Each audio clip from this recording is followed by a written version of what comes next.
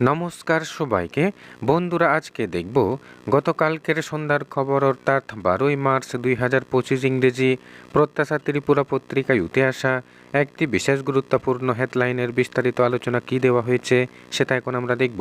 হেডলাইনটির নাম হলো 118 জন কম্পিউটার সায়েন্সে পোস্ট গ্র্যাজুয়েট টিচার নিয়োগ করা হবে। এখানে বলা হচ্ছে বেকার সংখ্যা বাড়ছে, সেই দিকে নজর রয়েছে সরকারের। ফলে প্রায় ক্যাবিনেট বৈঠকে বিভিন্ন দপ্তরে শূন্যপদ পূরণের সিদ্ধান্ত নিচ্ছে সরকার। এবার জেআরবিটি ও শিক্ষা দপ্তরের শূন্যপদ পূরণের ঘোষণা দিলেন মন্ত্রী সুশান্ত চৌধুরী।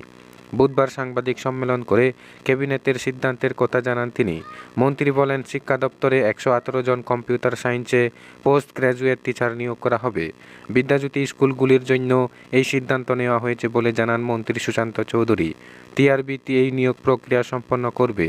একই সাথে তিনি জিআরবিটির মাধ্যমে আরও জানান, খাদ্য দপ্তরে 35 জন সিনিয়র স্তর গার্ড নিয়োগ করা হবে। এর জন্য মাধ্যমিক পাশের যোগ্যতা রাখা হয়েছে।